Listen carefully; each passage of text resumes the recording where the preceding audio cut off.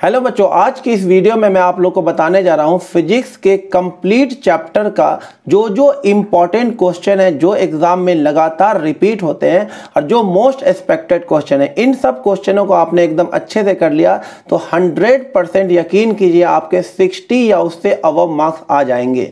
और अगर आपको इनके डेरिवेशन के नोट्स या फिर शॉर्ट नोट अगर नहीं है तो आप मुझे इस नंबर पर मैसेज करना, मैं आपको शॉर्ट नोट या फिर जो इंपॉर्टेंट डेरिवेशन का लिस्ट है हाथ से लिखा हुआ या फिर किसी चैप्टर का आपको नोट्स चाहिए मैं आपको प्रोवाइड कर दूंगा। तो चलिए स्टार्ट करते हैं। चैप्टर 1 में आपको करना है सबसे पहले तो पूरे चैप्टर का एक शॉर्ट नोट बना होना चाहिए, जो कि मेरे पास बना हुआ। आप इसमें मैसेज करेंगे, मैं आपको हर चैप्टर का शॉर्ट नोट भेज दूंगा। और दूसरा आपको करना है एप्लीकेशन ऑफ गॉस थ्योरम। तीनों एप्लीकेशन एकदम अच्छे से करके जाना है। Electric field due to uniformly charge shell, electric field due to uniformly charge rod और electric field due to uniformly charge sheet, तीनों को करके जाना है। फिर चैप्टर 2 में से आपको करके जाना है शॉर्ट नोट, एकदम अच्छे से एकदम पढ़ के जाना। शॉर्ट नोट सबसे इंपॉर्टेंट है। और उसके बाद expression for capacitance of parallel plate capacitor, जब उसके अंदर एक डाइलेक्ट्रिक स्लैब डाला होता है, एप्सिलॉन नॉट ए अपॉन में D minus T plus T by के वाला एक्सप्रेशन, जब ये कैपेसिटर होता है और उसके अंदर एक टी थिकनेस का डाइलेक्ट्रिक स्लैब डाला होता है, उसका एक्सप्रेशन आपको अच्छे से करके जाना है। ये सब एक्सप्रेशन का मैंने लिस्ट बनाया हुआ है और उसको मैंने एकदम अच्छे से हाथों से लिख करके एक पीडीएफ बनाया हुआ है। जिसको भी चाहिए आप इस पे मैसेज करना, मैं आपको भेज दूंगा। उसके बाद आपको करके जाना है चैप्टर 2 में कॉन्सेप्ट ऑफ इक्विपोटेंशियल सरफेस, इसको भी अच्छे से करके जाना है। और चौथा इसका एक्सप्रेशन आपको करके जाना है, relation between electric field and potential gradient E is equal to minus dV by dr। अब बात करते हैं बच्चों चैप्टर 3 करंट इलेक्ट्रिसिटी में आपको कब क्या क्या करके जाना है। शॉर्ट नोट एकदम अच्छे से सारे फॉर्मूले सारे कॉन्सेप्ट को अच्छे से याद करके जाना है शॉर्ट नोट में। और उसके बाद ये बैलेंस व्हीटस्टोन ब्रिज का जो कंडीशन होता है P upon Q is equal to R upon S, इसका एक्सप्रेशन अच्छे से करके जाना है। ये किरचॉफ्स लॉ पे बेस्ड है, अच्छे से करके जाना। उसके बाद एक्सप्रेशन फॉर ड्रिफ्ट वेलोसिटी का जो एक्सप्रेशन होता है VD is equal to E tau by M, इसका एक्सप्रेशन अच्छे से करके जाना है। और उसके बाद चौथा एक्सप्रेशन आपको करके जाना है net EMF of two cell in parallel. जब दो सेल को पैरेलल में कनेक्ट करते हैं तो उसका जो नेट EMF आता है, ये वाला आपको एक्सप्रेशन करके जाना है E1 R2 plus E2 R1 upon में R1 प्लस R2, इसका एक्सप्रेशन अच्छे से करके जाना है। अब आते हैं बच्चों chapter 4 moving charge and magnetism पे। इसमें भी आपको शॉर्ट नोट अच्छे से करना है हर हाल में। उसके बाद दूसरा Biot Savart law in vector form, उसका एक्सप्रेशन करके जाना है। Force between two parallel current carrying long wire, यानी ये वाला expression F is equal to mu not I1 I2 upon में 2 पाई R इंटू में, ये वाला जो होता है दो लॉन्ग वायर होता है और उसमें करंट, एक में I1 और एक में करंट होता है I2, इसके बीच का सेपरेशन होता है R, इनके बीच में लगने वाले फोर्स का एक्सप्रेशन अच्छे से करके जाना है। उसके बाद चौथा है conversion of galvanometer into ammeter और conversion of galvanometer into voltmeter, इसका भी एक्सप्रेशन आपको करके जाना है। करंट एंड वोल्टेज सेंसिटिविटी को करके जाना है। और लास्ट आपको एकदम अच्छे से करना है by using ampere circuital law. इस तरह का एक डेरिवेशन आता है कि एक वायर होता है और उसमें करंट यूनिफॉर्मली पूरे में डिस्ट्रीब्यूट होता है और उसका रेडियस होता है उस वायर का A, और आपसे पूछेगा कि इसके अंदर एक पॉइंट पे मैग्नेटिक फील्ड बताओ और एक पॉइंट जो उसके बाहर है उस पे मैग्नेटिक फील्ड बताओ। एक बार जो ये R होगा वो रेडियस से कम होगा यानी अंदर, और एक बार जो ये वाला R होगा वो रेडियस से क्या होगा यानी कि बाहर। आपको बाहर और अंदर इस वायर के मैग्नेटिक फील्ड का जो एक्सप्रेशन है वो डेरिवेशन आपको एकदम अच्छे से करके जाना है। अब बात करते हैं बच्चों चैप्टर 5 मैग्नेटिज्म एंड मैटर। ये काफी छोटा सा चैप्टर है बट इस चैप्टर को तो मैं बोलूंगा पूरा ही कर लेना, एक छोटा सा चैप्टर है। अगर आपको किसी चैप्टर का प्रॉपर पूरा नोट्स चाहिए तो आप मुझे इस नंबर पे हाई भेजना, मैं आपको उस चैप्टर के पूरे प्रॉपर आपको नोट्स शॉर्ट नोट जो भी चाहिए वो भेज दूंगा। तो इसमें आपको क्या करना है, आपको शॉर्ट नोट कर लेना है। और ये काफी बात पूछा जाता है, प्रॉपर्टीज ऑफ डायमैग्नेटिक, पैरामैग्नेटिक और फेरोमैग्नेटिक सब्सटेंस एग्जांपल के साथ। तो ये मेरे जो नोट्स है उसमें अच्छे से लिखा होगा। आप अगर आपको चाहिए तो इस नंबर पे हाई भेजना, आप शॉर्ट नोट मांगना या फिर चैप्टर के नोट्स मांगना, मैं आपको भेज दूंगा। उसके बाद तीसरा आपको करना है ये वाला क्वेश्चन, जो ससेप्टिबिलिटी वाला क्वेश्चन होता है, I/H ऐसा ग्राफ करके आएगा और आप में इसमें पूछेगा ABC, पैरा, डाया और फेरो क्या है, इस तरह के क्वेश्चन करके जाना इसमें। और उसके बाद लास्ट करके जाना आपको क्यूरीज लॉ, जो पैरा और फेरो के लिए होता है, इस तरह का ग्राफ होता है क्यूरीज लॉ में। इसमें ये फेरो के लिए होता है, ये पैरा के लिए होता है। और जो ससेप्टिबिलिटी होती है डायामैग्नेटिक की, वो टेम्परेचर पर डिपेंड नहीं करता है, इसलिए ये डाया के लिए ऐसा कांस्टेंट होता है। और क्योंकि माइनस होता है ससेप्टिबिलिटी डाया के लिए, तो इसलिए वो नीचे होता है। तो इस वाले चैप्टर को तो पूरा ही कर लेना, छोटा सा चैप्टर, फिर भी इसमें मैंने गेस कर दिया कि ये सब इंपॉर्टेंट है, एकदम अच्छे से करके जाइएगा इसे। अब बात करते हैं बच्चों चैप्टर 6 इलेक्ट्रोमैग्नेटिक इंडक्शन में क्या क्या इंपॉर्टेंट है। फिर से वही 2-3 पेज का शॉर्ट नोट एकदम अच्छे से आपको आना चाहिए।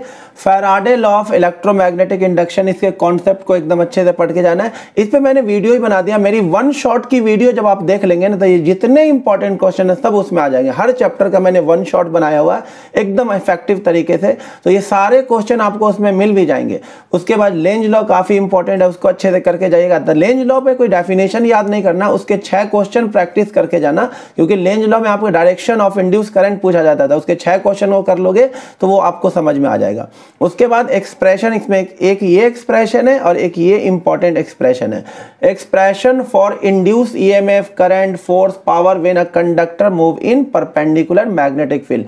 यानी जब कोई कंडक्टर परपेंडिकुलर मैग्नेटिक फील्ड में मूव करता है तो उसमें कितना ईएमएफ इंड्यूस होगा, कितना करंट होगा, कितना उस पे फोर्स लगेगा, कितना उस पे पावर लगाना होगा। ये एक्सप्रेशन है, मेन एक ही एक्सप्रेशन है BLV, और उसके बाद बस रेजिस्टेंस से डिवाइड करोगे तो करंट आ जाएगा।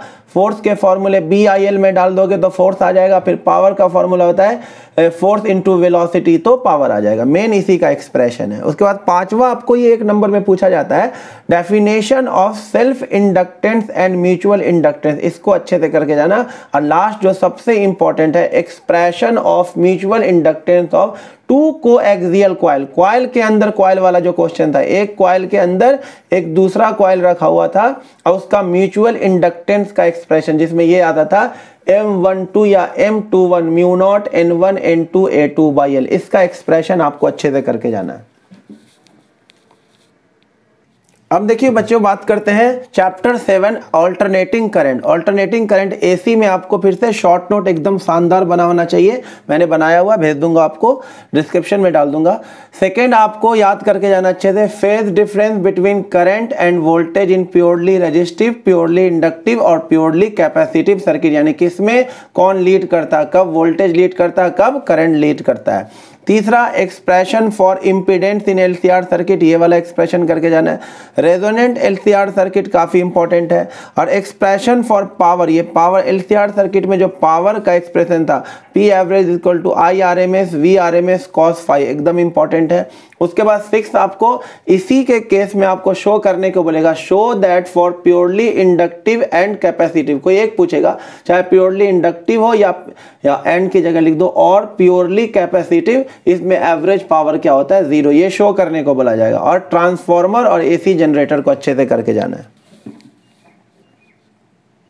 अब बात करते हैं बच्चों चैप्टर 8 और 9। 8 तो काफ़ी छोटा सा ही चैप्टर है, तो इसमें सबसे ज़्यादा इंपॉर्टेंट है, जितने भी इलेक्ट्रोमैग्नेटिक वेव है उसके 4-5 यूजेज अच्छे से बार बार यूज़ पूछा जाता है कि इसमें रेडार में कौन सा वेव यूज़ होगा, माइक्रोवेव में कौन सा यूज़ होगा। उसके बाद आपसे बहुत सारा कि वेल्डर जब ग्लास पहनता है तो कौन से वेव से बचने के लिए, ओजोन लेयर को कौन सा वेव ख़राब कर रहा है। तो ये आप यूजेज हर वेव का 4-5 पढ़ लेना, ये काफ़ी आता है। तो सबसे इंपॉर्टेंट इसमें है यूजेज ऑफ EM वेव। एक पढ़ लेना आप डिस्प्लेसमेंट करंट, उसके बाद सोर्स ऑफ EM वेव, यानी कि EM वेव कौन प्रोड्यूस करता है, तो accelerating charge particle can produce EM wave, ये कर लेना। और ये दोनों फॉर्मूले याद रख लेना, C is equal to E0/V0। E0 है मैक्सिमम इलेक्ट्रिक फील्ड और V0 है मैक्सिमम मैग्नेटिक फील्ड। और ये C का ये भी फॉर्मूला याद रख लेना, 1/μ0 इंटू में ε0। ये आपको चैप्टर 8 में करके जाना है। चैप्टर 9 जो काफ़ी इंपॉर्टेंट है, सबसे ज़्यादा नंबर का आता है इससे, रे ऑप्टिक्स, इसमें आपको शॉर्ट नोट एकदम शानदार बनाना है अच्छे से। उसके बाद ये वाला expression, refraction of light through convex refracting surface, ये वाला μ2/v minus μ1/u equal to μ2 minus μ1/r। इसका दोनों केस करके जाना है, रेयर टू डेंसर वाला भी और डेंसर टू रेयर वाला भी, बस ये वाला इंटरचेंज हो जाता है। जैसे ये रेयर टू डेंसर में ये है, तो डेंसर टू रेयर में ये इंटरचेंज हो जाएगा। लेंस मेकर फॉर्मूला का डेरिवेशन एकदम अच्छे से करके जाना है। उसके बाद refraction of light through glass prism एकदम अच्छे से करके जाना है। ये वाला expression mu is equal to sine minimum deviation plus a/2 upon sine a/2 इसका एक्सप्रेशन करना है। और लास्ट जो इनफाइनाइट स्टार है, ऑप्टिकल इंस्ट्रूमेंट में 99.9% चांस है कि कंपाउंड माइक्रोस्कोप या फिर एस्ट्रोनॉमिकल टेलीस्कोप यानी रिफ्रैक्टिंग टेलीस्कोप में से दोनों में से कोई एक आएगा 3 नंबर में। बच्चों अब बात करते हैं चैप्टर 10 वेव ऑप्टिक्स की। वेव ऑप्टिक्स में भी शॉर्ट नोट आपको अच्छे से याद करके जाना, सारे फॉर्मूले वगैरह सारे इंपॉर्टेंट कॉन्सेप्ट को शॉर्ट नोट में लिख करके उसको याद करके जाना है। अब बड़े क्वेश्चन पे आ जाइए, तो आपको ये डेरिवेशन एकदम अच्छे से करके जाना। Law of reflection and law of refraction on the basis of Huygens principle, बहुत चांस है इसके आने के। उसके बाद आपको YDSC और सिंगल स्लिट में क्या डिफरेंस है, जैसे पाथ डिफरेंस तो दोनों में सेम ही है। ब्राइट के लिए यहाँ n लैम्डा होता है, बट यहाँ डार्क के लिए n लैम्डा होता है पाथ डिफरेंस। यहाँ डार्क के लिए पाथ डिफरेंस था 2n-1 लैम्डा/2 और यहाँ ब्राइट के लिए पाथ डिफरेंस था 2n+1 लैम्डा/2। तो ये याद करके जाना है। फिर आपको याद करके जाना है difference between interference pattern in YDSC and diffraction pattern in single slit, क्योंकि इंटरफेरेंस पैटर्न वाले में जो इंटरफेरेंस पैटर्न बनता है स्क्रीन पर उसकी इंटेंसिटी सेम होती है, लेकिन डिफ्रैक्शन में जो स्क्रीन पर डिफ्रैक्शन पैटर्न बनता है उसकी इंटेंसिटी लगातार कम होती रहती है। उसको आपको याद करके जाना दोनों के पैटर्न में क्या डिफरेंस है। उसके बाद कंडीशन फॉर सस्टेन इंटरफेरेंस ये आ सकता है 1 नंबर में। कोहेरेंट सोर्स काफी बार रिपीट हो रहा है, इसको भी पढ़ के जाना। और सबसे ज्यादा इंपॉर्टेंट है डेरिवेशन में लास्ट वाला part, diffraction of light through single slit experiment, इसका डेरिवेशन आपको अच्छे से करके जाना है। YDSC का डेरिवेशन सिलेबस में नहीं है, लेकिन diffraction of light through single slit हमारे सिलेबस में है। अब नेक्स्ट देखिए बच्चों चैप्टर 11 डुअल नेचर में। डुअल नेचर में भी शॉर्ट नोट आपको अच्छे से करना है।